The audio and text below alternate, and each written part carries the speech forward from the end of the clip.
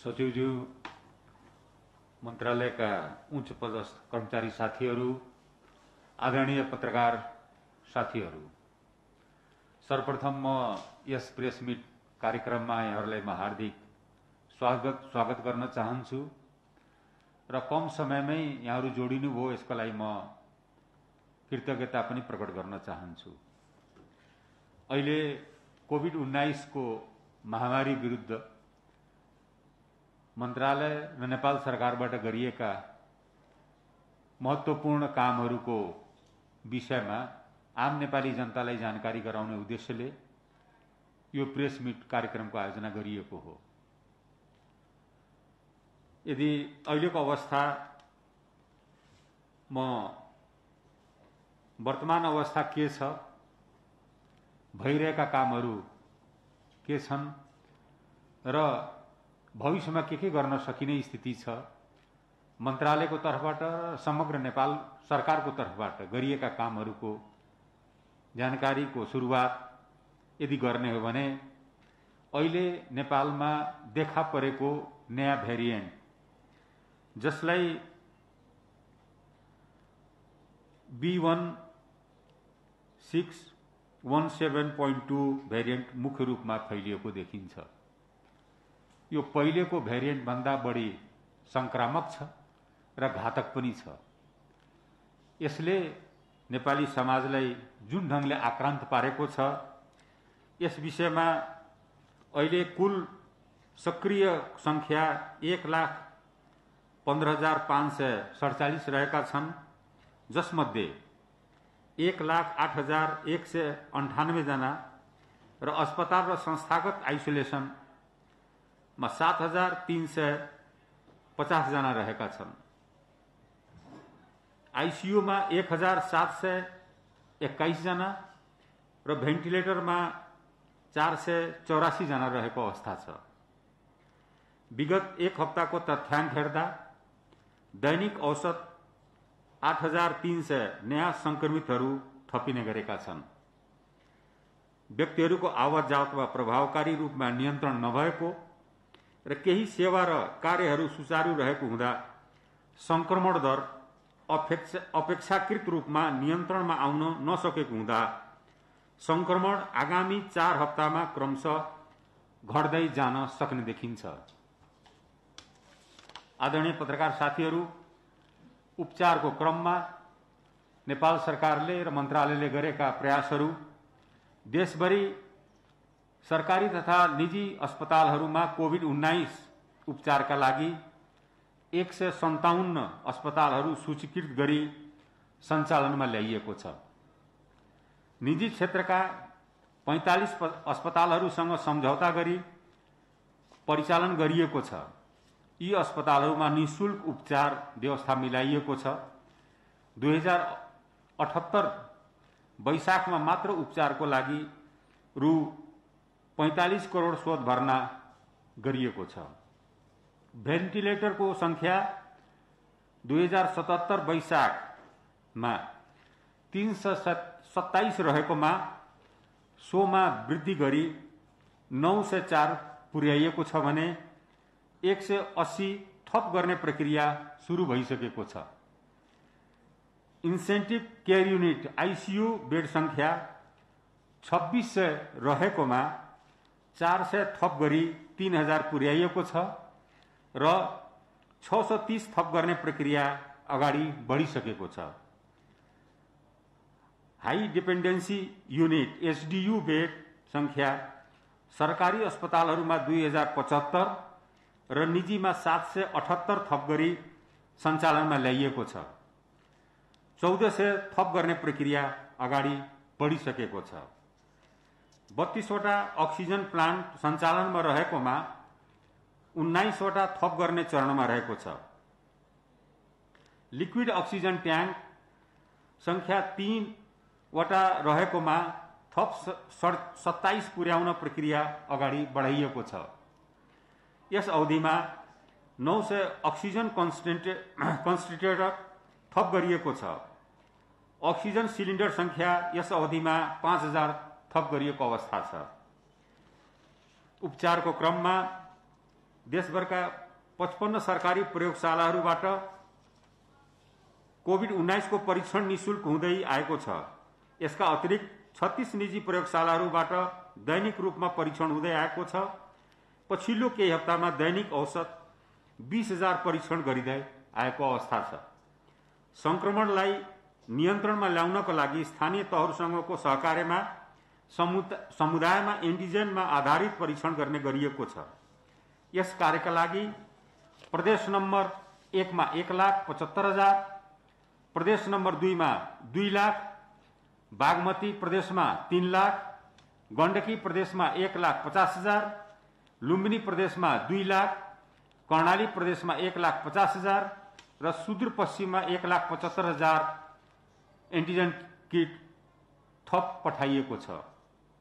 COVID-19 का भेरिएन्टहरूको अनुगमन गर्नका लागि नियमित रूपमा जीन सिक्वेन्सिङ भइरहेको र यसको प्रमाणीकरण विदेश स्थित प्रयोगशालाहरूसँग सहकार्य गरिएको छ।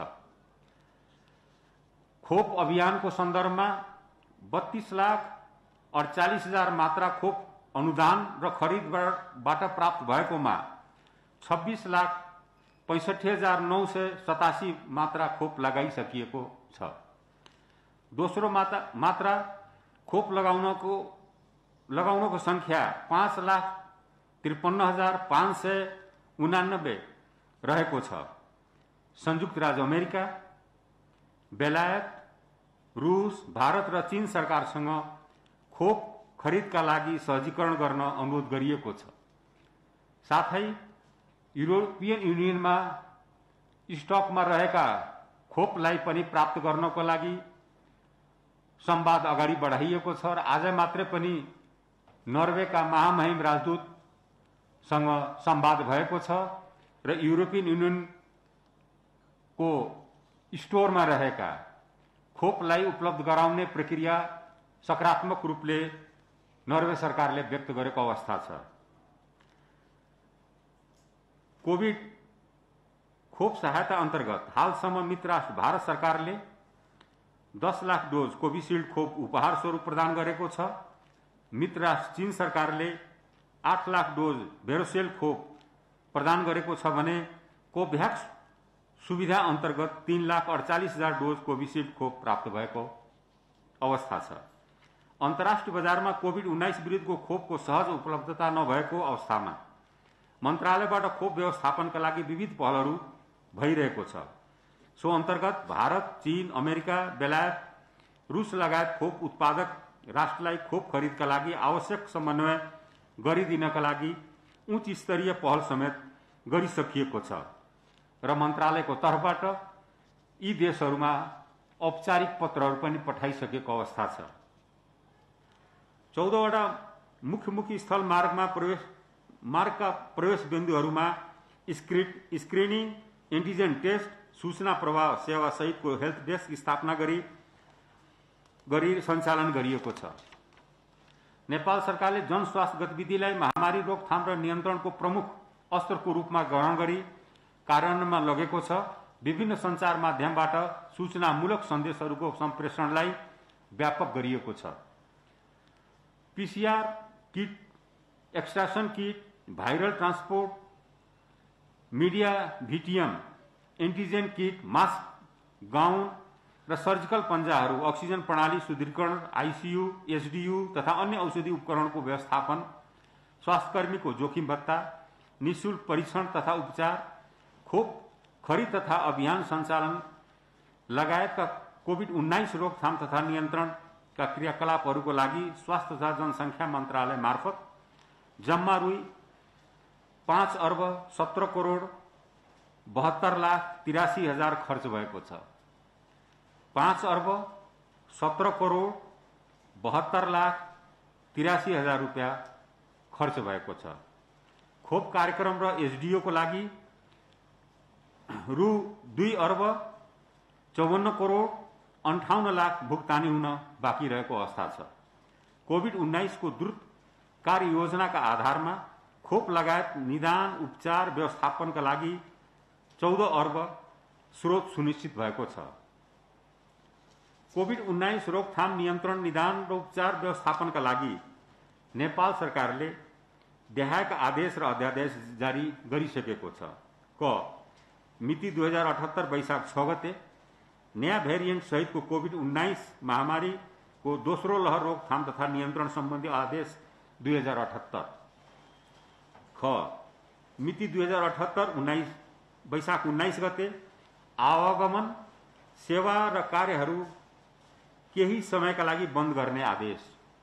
ग मिति 2078 जेठ 6 गते कोभिड-19 सङ्कट व्यवस्थापन सम्बन्धमा व्यवस्था गर्न बनेको अध्यादेश। साझेदारी र सहयोगको सन्दर्भमा दोस्रो लहर पश्चात नेपाल सरकारको आह्वान अनुसार चीन, स्पेन, स्विट्जरल्यान्ड, अमेरिका, बङ्गलादेश सरकार लगायतका विभिन्न सङ्घ संस्थाहरूबाट स्वास्थ्य सामग्री तथा उपकरणहरू सहयोग स्वरूप प्राप्त भएको छ।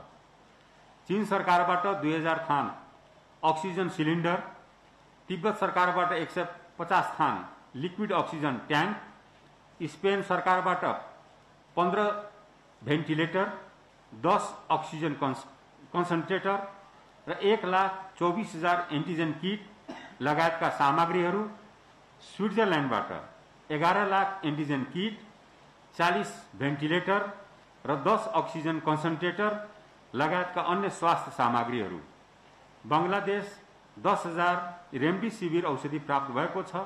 सिङ्गापुरबाट 20 भेन्टिलेटर, पिसिआर किट 1,24,000 लगायतका अन्य स्वास्थ्य सामग्री प्राप्त भएको छ। अमेरिकाबाट 5 लाख एन्टिजेन पिपिई लगायतका स्वास्थ्य सामग्री प्राप्त भएको छ र थप आउने क्रममा रहेको छ। यसरी स्विट्जरल्यान्डबाट 97 करोड, अमेरिकाबाट 43 करोड, सिङ्गापुर स्थित सामाजिक संस्थाबाट 23 करोड, स्पेनबाट 12 करोड, चीन सरकारबाट 7 करोड, बङ्गलादेशबाट 4 करोड र राष्ट्रिय तथा अन्तर्राष्ट्रिय संस्थाहरूबाट जम्मा 13 करोड गरी करिब 2 अर्ब रकम बराबरको स्वास्थ्य उपकरण र सामग्री सहयोग स्वरूप प्राप्त भएको छ। कोभिड-19 महामारी व्यवस्थापनका लागि हालसम्म आर्थिक सहायता अन्तर्गत जर्मन सरकारको KfW मार्फत 1 अर्ब 42 करोड, एसियाली विकास ब्याङ्कबाट 36 करोड तथा विश्व ब्याङ्कबाट करिब 24 करोडको सहायता प्राप्त भइसकेको छ भने जापान सरकारले 3 अर्ब 20 करोड बराबर गरी 5 अर्ब 22 करोडको उपकरण सहायता दिने प्रक्रियामा रहेको छ। ऋण सहायता अन्तर्गत कोभिड-19 को प्रतिकारका लागि विश्व ब्याङ्कबाट 3 अर्ब 48 करोड सहायता कार्यान्वयनको क्रममा रहेको छ।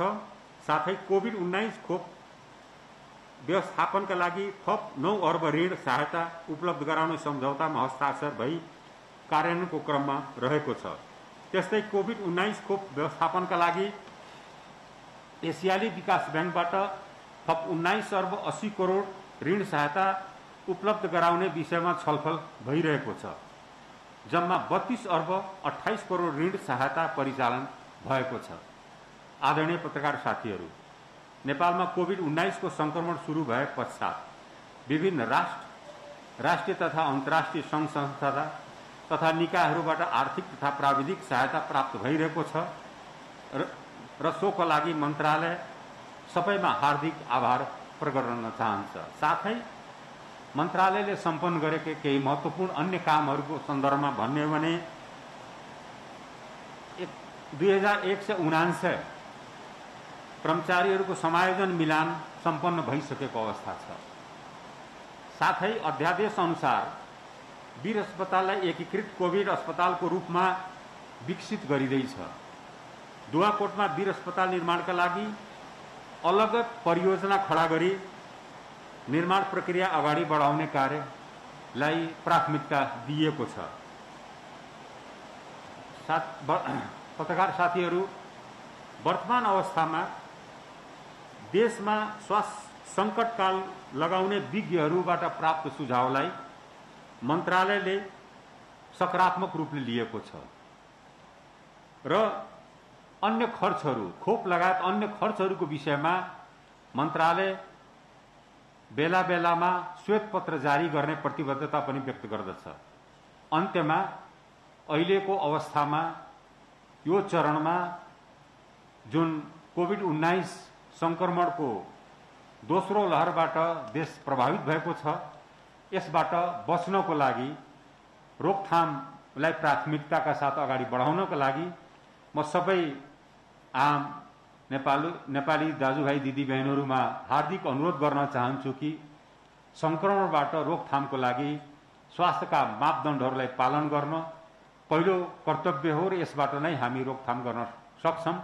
उपचार र अन्य क्रममा नेपाल सरकार सधैँ यहाँहरूको साथमा छ र नेपाल सरकारले र विशेष गरी यस मन्त्रालयले उपचारको क्रममा यहाँहरूलाई हरेक आफ्नो क्षमता र गच्छअनुसार सुविधाहरू उपलब्ध गराउँदै रहनेछ। धन्यवाद, नमस्कार।